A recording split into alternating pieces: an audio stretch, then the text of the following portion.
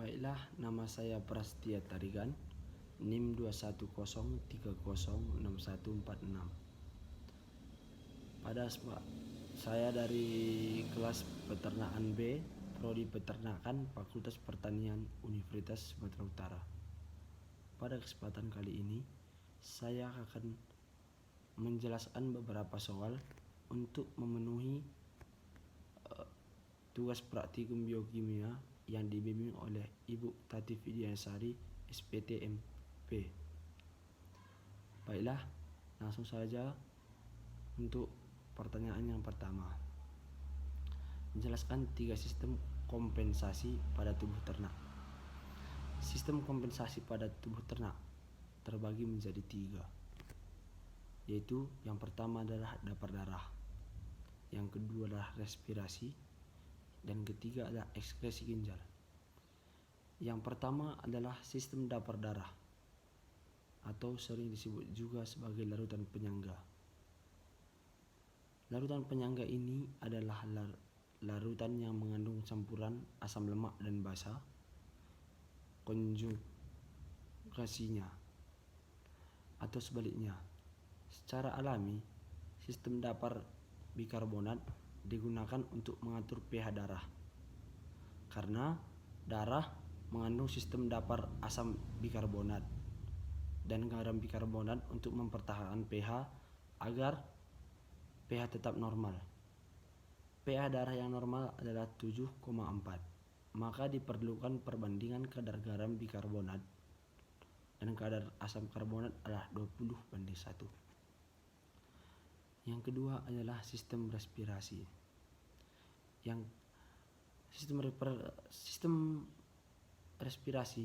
Pada sistem respirasi ini melibatkan pemasukan O2 dan pengeluaran CO2 di alveolus. Lalu transportasinya dari alveolus menuju jaringan dan transportasi dari jaringan menuju alveolus yang membawa CO2, begitu juga seterusnya. Hal ini ditentukan oleh proses difusi udara dan tekanan parsial gas dalam udara pernapasan. Transportasi O2 dalam darah berbentuk gas larut dalam plasma, dan O2 terikat hemoglobin. Sedangkan transportasi CO2 dalam darah ini berbentuk gas larut dan plasma asam karbonat larut dalam plasma ikatan korbamino dengan protein darah dan garam bikarbonat. Yang ketiga adalah sistem ekskresi ginjal.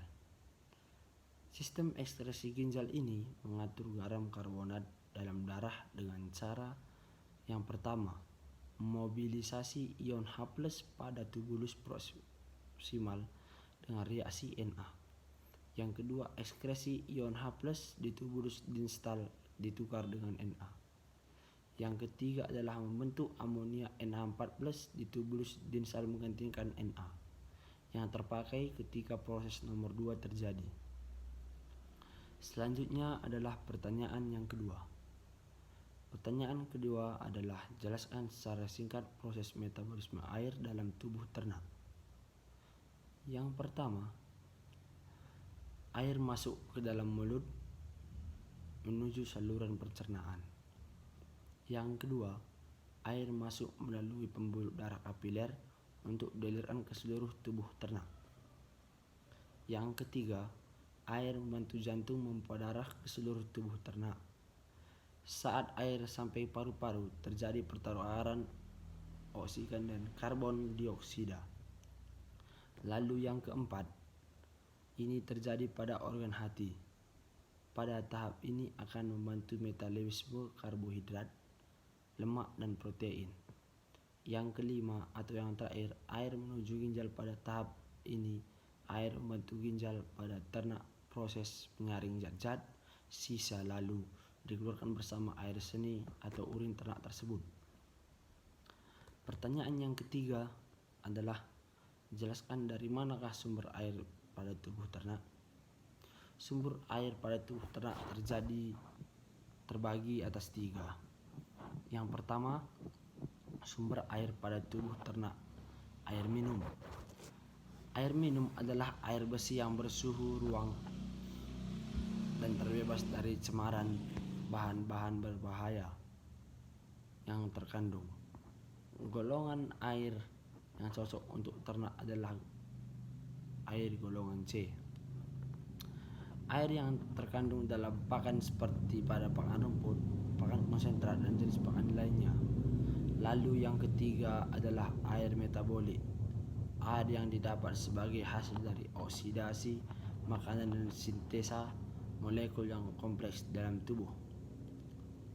Selanjutnya adalah nomor 4. Pertanyaan yang keempat adalah jelaskan bagaimana cara menghitung air metabolik. Baiklah, ini saya meletakkan gambar di bagian selanjutnya.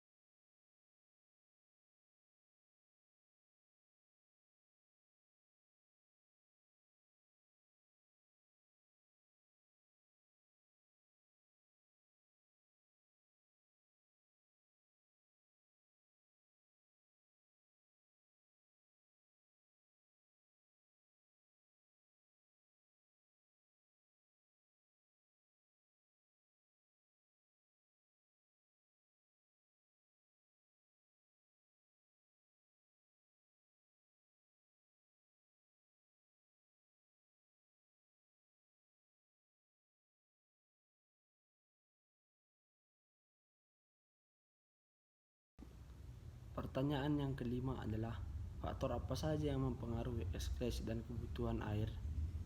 Yang pertama, hilangnya air lewat kulit atau pada mamalia umumnya akan membantu atau melepaskan panas untuk mengatur temperatur tubuh.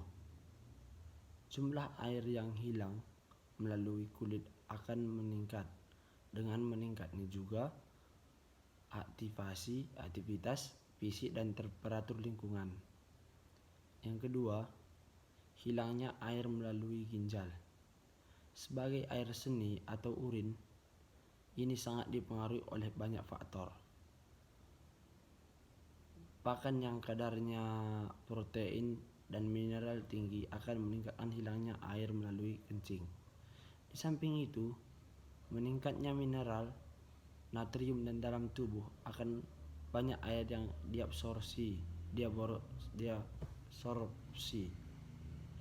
sehingga menimbulkan odema pada otak dan asites atau terlalu banyak cairan dalam rongga tubuh. Hasil air dari metabolisme protein adalah urea yang merupakan racun bagi saluran kencing. Jadi untuk